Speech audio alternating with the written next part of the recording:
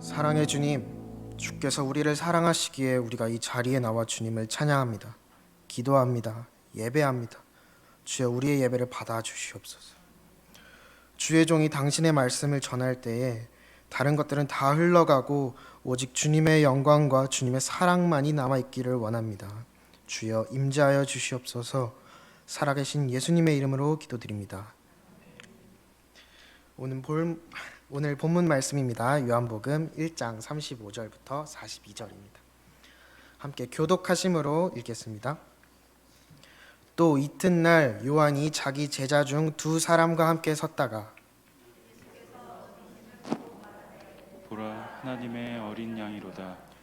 두 제자가 그의 말을 듣고 예수를 따르거늘 예수께서 돌이켜 그 따르는 것을 보시고 물어 이르시되 무엇을 구하느냐? 이르되 랍비여 어디 계시오니까 하니, 랍비는 번역하면 선생이라. 예수께서 이르시되 와서 보라. 그러므로 그들이 가서 계신 데를 보고 그날 함께 거한 때가 10시쯤 되었더라. 요한의 말을 듣고 예수를 따르는 두 사람 중에 하나는 시몬 베드로의 형제 안드레라. 그가 먼저 자기의 형제 시몬을 찾아 말하되 우리가 메시아를 만났다 하고, 메시아는 번역하면 그리스도라.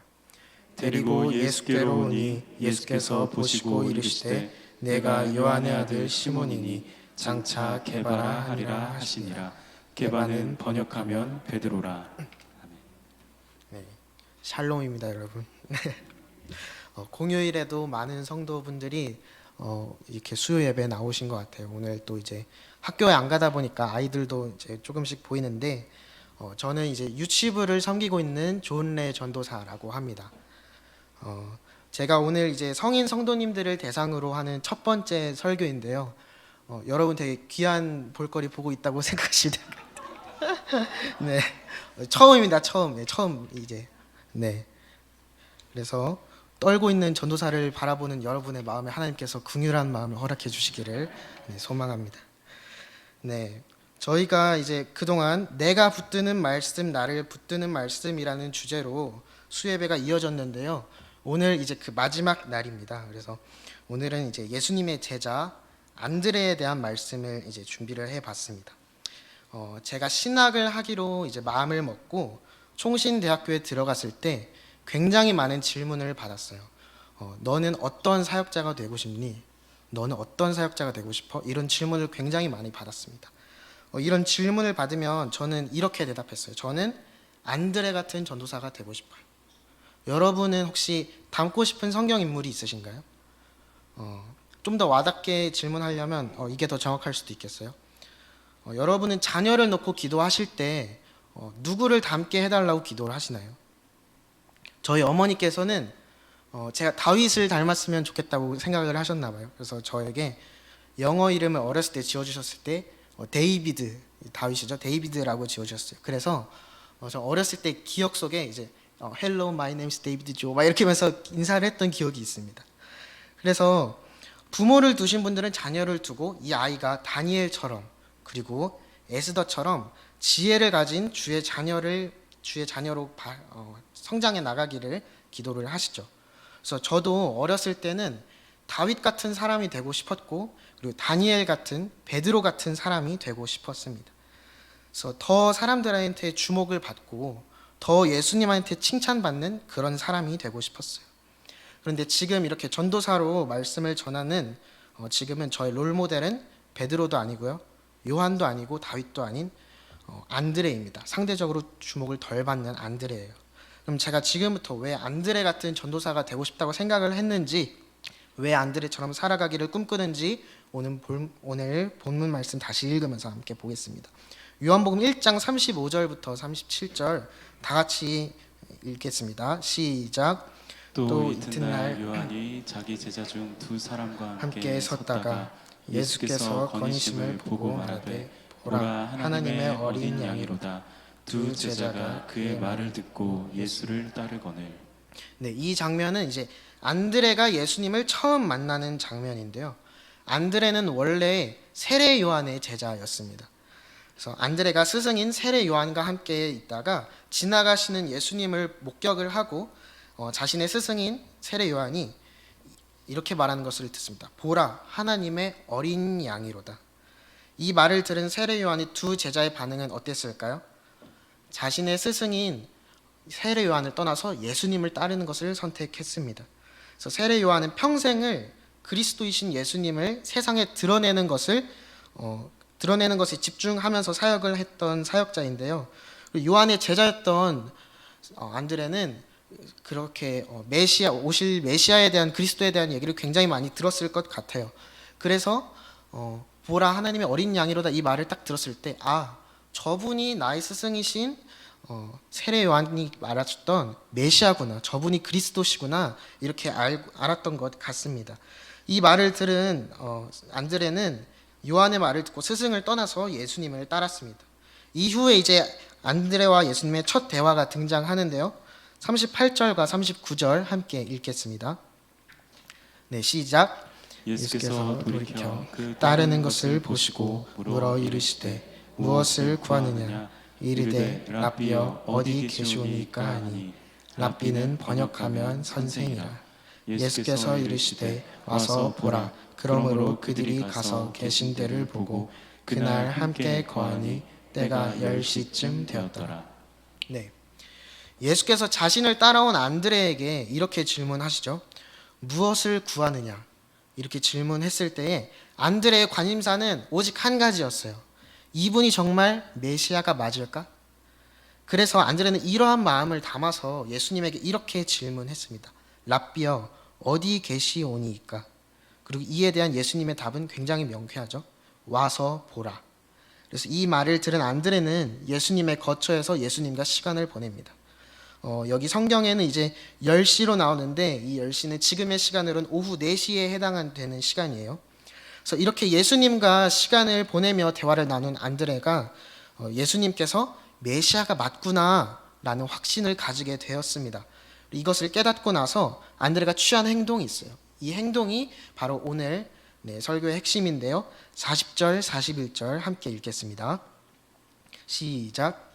그가 먼저 자기의 형제 시몬을 찾아 말하되 우리가 메시아를 만났다 하고, 메시아는 번역하면 그리스도라. 데리고 예수께로 오니 예수께서 보시고 이르시되 내가 요한의 아들 시몬이니 장차 게바라 하리라 하시니라. 게바는 번역하면 베드로라. 네, 여러분 41절을 보면 먼저라는 표현이 나오죠. 예수님께서 그리스도, 메시아라는 것을 깨달은 안드레는 먼저 자신의 형제 베드로에게 갔습니다. 그래서 베드로에게 그 소식을 전하죠. 내가 메시아를 만났다. 그러니까 예수님을 만나러 가자. 이렇게 말을 합니다.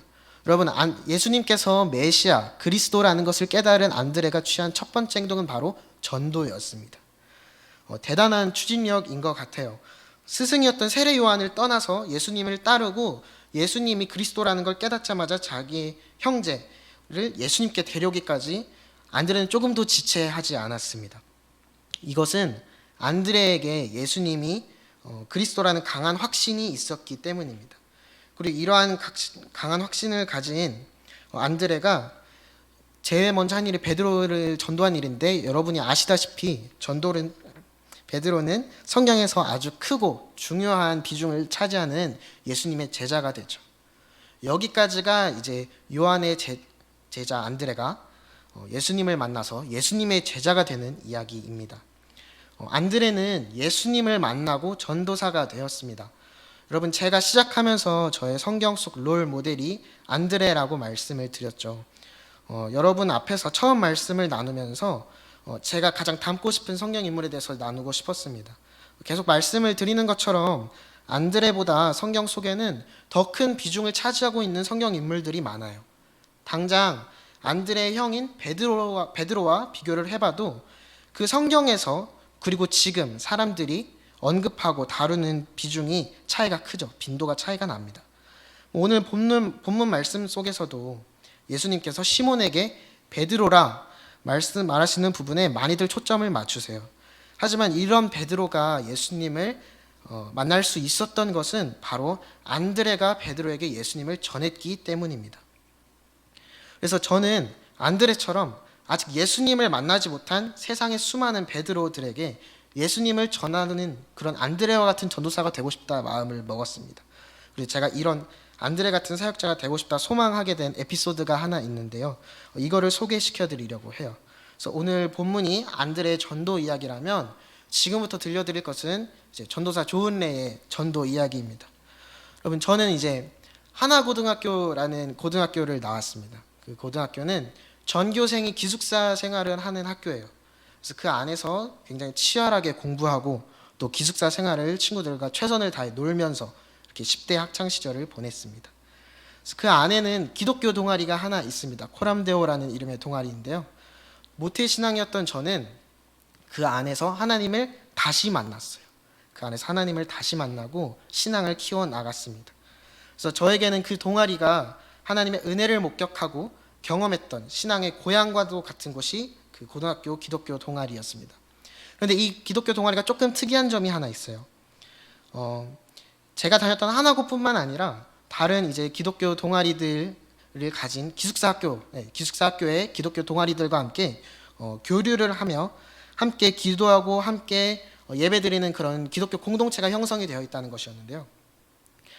그래서 함께 방학이 되면 캠프를 하고 함께 아이들을 위해서 기도하고 그런 시간을 보냈습니다. 제가 고3이 되던 때에 그 기독교 공동체에서 새로운 행사가 하나 열리게 되었어요. 그건 바로 제1회 체육대회였습니다. 그래서 이 체육대회가 굉장히 그 끈끈함을 만들어주는 계기가 되잖아요. 근데 제가 여러분 어떻게 보일지 모르겠지만 제 승부욕이 굉장히 셉니다, 여러분. 그래가지고 제가 유치부 담당이라고 말씀드렸죠. 유치부 아이들 놀아줄 때도 웬만하면 져주지 않아요. 제가 세상의 쓴맛을 보여줘야 됩니다. 그래서 정정당당함을 아이들한테 가르쳐 주는 거죠. 그래서 여기 이제 담임 목사님 아들들도 와 있는데 이 친구들하고 놀아줄 때도 져주지 않습니다. 그래서 앞에서 웃고 있는데 저한테 좀 맞았어요, 지난번에.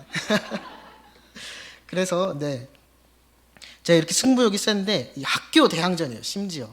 이 얼마나 가슴이 뜨거워집니까? 그래서 당시에 저는 이거 무조건 이겨야 된다. 근데 여러분, 여기서 끝이 아니고요.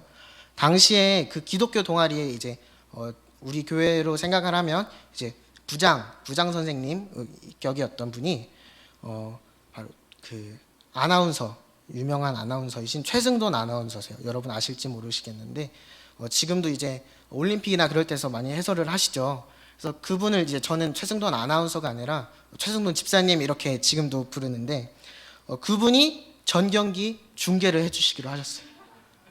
대단하죠.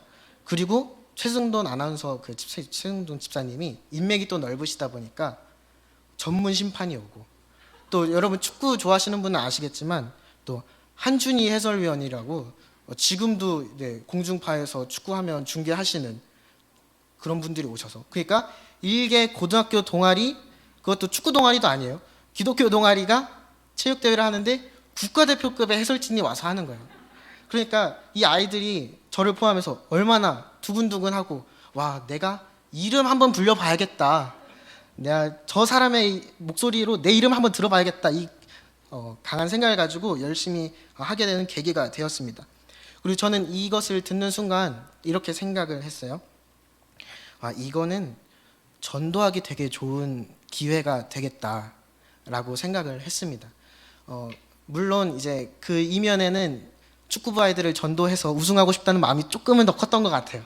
그래서 전도하면 이거 우승 각이다, 이거 우승 무조건 한다 이런 생각을 가지고 했었습니다. 근데 그 당시에 고등학교에서 저랑 제일 친했던 친구가 축구부에서 골키퍼를 보는 친구였어요. 여러분 이제 학교에서 골키퍼를 보는 친구들은 굉장히 귀하거든요. 이제 보통 일반적으로 축구를 가장 못하는 친구들이 골키퍼를 보다가 이제 전문 골키퍼만 하는 선수가 나오면 정말 그 친구는 귀한 대접을 받습니다. 그래서 그 친구를 제가 이제 이렇게 말했어요. 예수님께서 부르시지 와 봐라, 와 봐라. 너 와서 축구하면 재밌을 거다. 이렇게 얘기를 했습니다. 제가 그 친구의 영혼의 구원을 위해서 이렇게 얘기를 했을까요? 아니요. 저는 우승하고 싶어서 너무 우승이 하고 싶어서 그 친구에게 전도를 했습니다. 그렇게 그 친구는 체육대 개회 예배로 인생 첫 번째 예배를 드리게 되었어요. 네, 여러분 이제 그 대회 당일에 대한 이야기를 들려드릴 건데 이 부분에서는 여러분이 저에게 조금 감정이입을 해서 같이 들어주셨으면 좋겠어요. 저의 감정의 흐름을 좀 같이 따라가셨으면 좋겠습니다. 저는 농구 대표로 나갔습니다. 제가 뭐 키가 굉장히 작지만 그래도 운동을 되게 좋아하기 때문에 저는 그때 농구 대표로 나갔었는데요. 오전에 농구가 있었고요. 오후에 축구가 있었습니다. 그래서 농구를 하는데 저희 학교 친구들이 다 저만 했어요. 그래서 사람들이 다 저희 학교에 질 거라고 생각을 했습니다. 그런데 여러분, 작은 자가 큰 일을 행할 때 더 큰 감동이 있습니다, 여러분. 그래서 제가 그 당시에는 같이 교류하고 기도하는 기독교 동아리이지만 그 키를 보면서 그리고 사람들이 다 상대편을 우승을 예측하는 것을 보면서 나는 다윗이고 너네는 골리앗이다. 내가 너네를 꼭 이겨버리겠다. 이런 결심을 가지고 나갔어요. 그래서 결승에서 나갔는데 굉장히 치열하던 와중에 종료 7초를 남기고 저에게 찬스가 왔습니다. 그래서 제가 이렇게 던졌어요. 그래서 왼손은 거들 뿐 딱 이렇게 던졌습니다. 던졌는데 딱 골이 들어갔어요. 그래서 제가 저희 학교가 우승을 차지했습니다. 그래서 저는 뭐 완전 영웅이 됐죠. 영웅이 돼서 막 다 제 이름 연호하고 막 저 가마 태우고 막 난리가 났습니다. 그래서 난리가 났는데 이제 식사를 하고 이제 오후가 됐어요. 여러분 오후엔 뭐가 있다 그랬죠? 축구 경기가 있었어요. 그래서 그 친구는 제가 활약한 것처럼 활약을 했을지 여러분 한번 들어보세요. 축구도 저희가 결승에 갔습니다.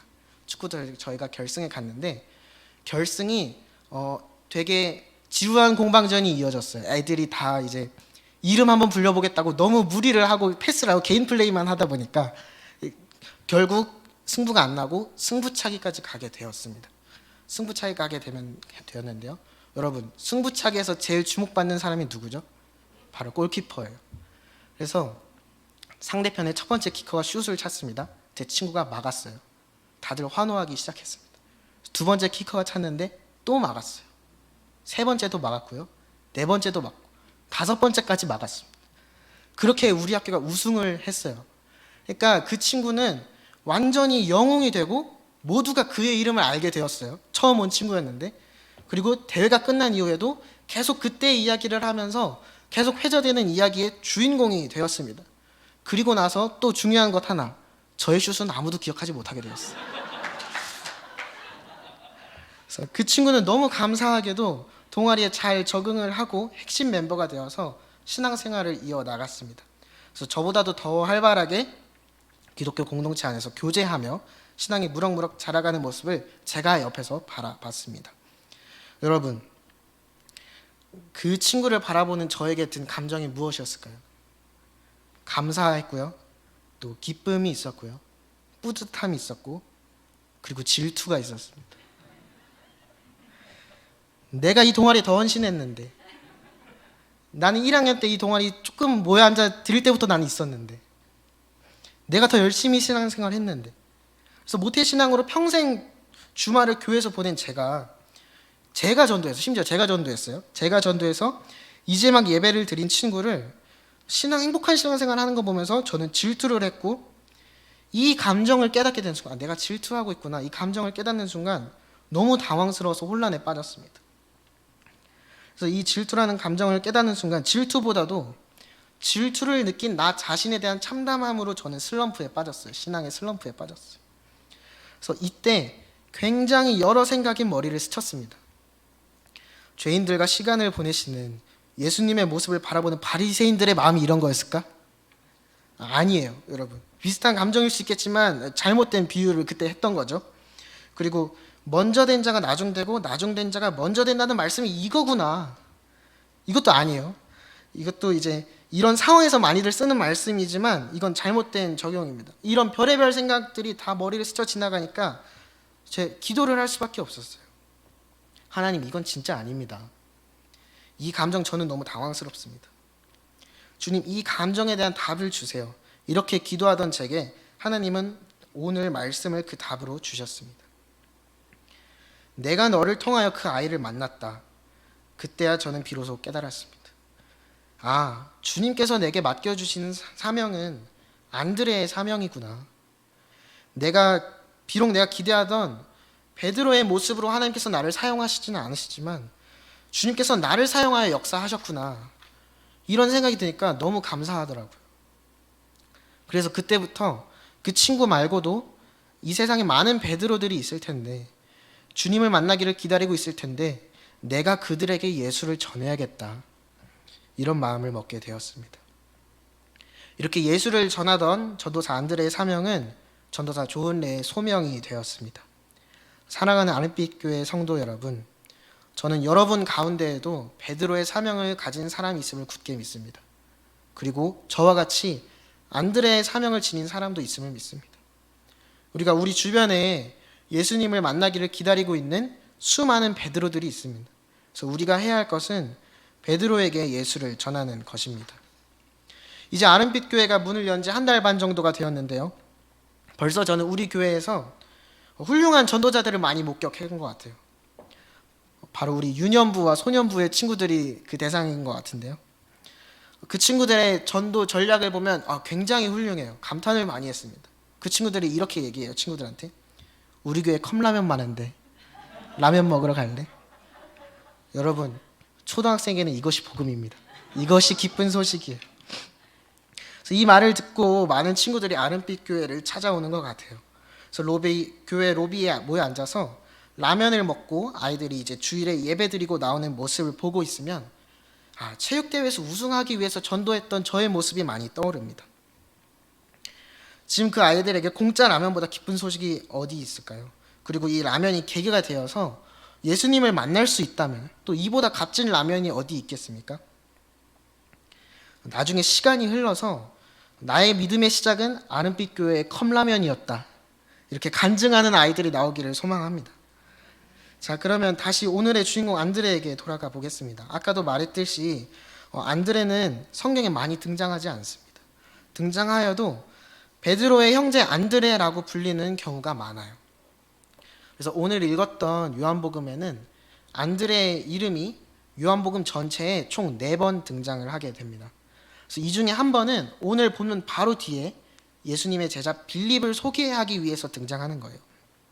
그러니까 안드레는 3번 등장한다고 생각하셔도 될 것 같아요. 그래서 굉장히 적죠.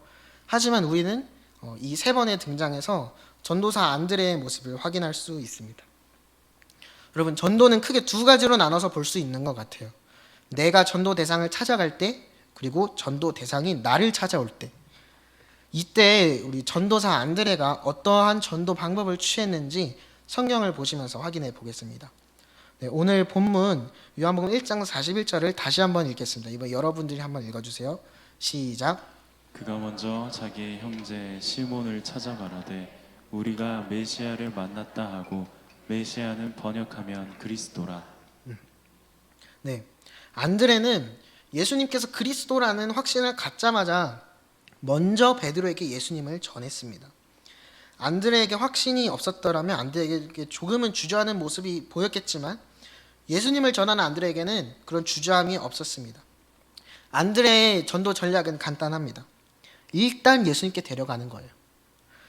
그래서 그 이유는 예수님께서 해주시는 것입니다. 본인은 그냥 일단 예수님께 데려가는 거예요. 일단 전하고 보는 안드레의 모습은 안드레의 2번째 등장에서도 확인할 수 있는데요. 안드레의 2번째 등장은 바로 우리가 잘 아는 오병이어의 말씀입니다. 바로 오병이어의 기적인데요. 요한복음 6장 8절부터 10절의 말씀을 한 목소리로 읽겠습니다. 시작. 제자 중 하나 곧 시몬의 베드로 형제가 안드레가 예수께 여짜오되 여기 한 아이가 있어 보리떡 5개와 물고기 2마리를 가지고 있나이다. 그러나 그것이 이 많은 사람에게 얼마나 되겠사옵나이까. 예수께서 이르시되 이 사람들로 앉게 하라 하시니 그곳에 잔디가 많은지라 사람들이 앉으니 수가 5,000명쯤 되더라. 네, 이 오병이어의 기적에 사용되었던 보리떡 5개와 물고기 2마리를 가지고 있는 아이를 예수님께 데리고 간 사람이 바로 안드레입니다. 사실 안드레가 이 아이를 데려가면서 예수님께서 이것으로 해결해 주실 거라는 믿음을 가지고 예수님께 데려갔던 건 아니에요. 이 아이를 데려오면서 이렇게 말을 하죠. 그러나 그것이 이 많은 사람에게 얼마나 되겠사옵나이까. 여러분, 성인 남자만 계수했을 때 5천 명이었습니다.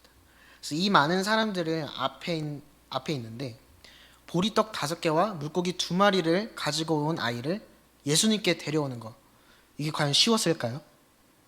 저는 이제 감정이입을 한번 해봤어요. 저 안드레에게. 우리 아름빛 교회 상황에 맞춰서. 우리 요즘 2부 예배 성도님들이 굉장히 많이 오시잖아요. 그래서 만약에 이 2부 예배 성도님들이 점심을 해결해야 되는 상황이 왔어요. 근데 우리 유치부 친구 하나가 김밥 3줄을 가지고 왔어요. 제가 그 김밥을 가지고 우리 다희 목사님 혹은 이경성 목사님한테 여기 김밥 3줄이 있습니다. 이렇게 할 수 있을까요? 저는 못합니다. 하지만 안드레는 의문이 생겨도 일단 예수님께 데려가는 거예요. 그러자 예수님께서는 그 아이의 보리떡과 물고기를 사용하셔서 수많은 군중들을 배불리 먹이셨습니다. 예수님께서 안드레를 통해 그 아이를 통해 역사하신 것입니다. 그래서 우리의 전도도 이런 모습이어야 할 것 같아요. 이게 가능할까? 의구심이 생겨도 일단 전하는 것입니다. 우리의 지식으로 하나님을 제한해서는 안 됩니다. 우리가 이렇게 전해야 하는 가장 큰 이유는 전도가 인간의 노력도 중요하지만 그보다 먼저 하나님의 주권 아래에 있기 때문입니다. 예수님께서는 우리에게 가서 모든 민족을 제자로 삼으라 명령하셨기에 우리는 적극적인 계획과 지혜를 가지고 이것을 활용해서 복음을 전도해야 합니다. 하지만 이것에만 매몰되어서 하나님의 주권을 도외시해서는 안 되죠. 구원을 선포하는 것이 우리의 책임이지만 구원을 베푸시는 분이 하나님이시라는 사실을 망각해서는 안 됩니다. 제임스 패커는 복음 전도에서 하나님의 주권을 강조하면서 이렇게 말했습니다. 네, 같이 한번 읽어볼게요. 시작. 사람들을 이끌어 복음을 듣게 하시는 분은 하나님이시고 그들에게 그리스도를 믿는 믿음을 주시는 분도 하나님이시다. 네, 우리의 전도는 하나님의 계획과 은혜 아래 있음을 늘 기억해야 합니다. 때로는 인간의 헌신과 노력이 없어도 회심하는 역사가 일어나기도 해요. 요나서 3장을 한번 보겠습니다. 요나서 3장 말씀 다 같이 한번 읽겠습니다. 시작. 요나가 그 성읍에 들어가서 하루 동안 다니며 외쳐 이르되 40일이 지나면 니느웨가 무너지리라 하였더니 니느웨 사람들이 하나님을 믿고 금식을 선포하고 높고 낮은 자를 막론하고 굵은 배 옷을 입은지라. 네, 여러분, 요나에게는 니느웨 사람들을 향한 긍휼한 마음이 전혀 없었어요. 그래서 오히려 하나님의 명령을 거부하려고 도망치려고 최선을 다했습니다. 여러분, 요나가 왜 니느웨로 가기를 거부했냐면 니느웨는 아수르의 수도였어요. 아수르는 오랫동안 이스라엘을 괴롭혔던 나라죠. 니느웨 사람들은 잔인했던 것으로 유명합니다. 그래서 그들은 약소 민족을 점령하여 무자비하게 죽이고 자기 민족끼리도 피 흘림이 넘쳐났다고 성경에 기록하고 있어요. 그런데 이러한 니느웨 백성들을 위해서 하나님께서 이런 민족에게 회개의 기회를 주시려고 요나를 택하셨고 하나님의 말씀을 전하도록 명령하셨습니다. 그래서 요나는 별의별 방법을 동원해봤지만 어쩔 수 없이 억지로 하나님의 말씀을 니느웨에 선포했습니다.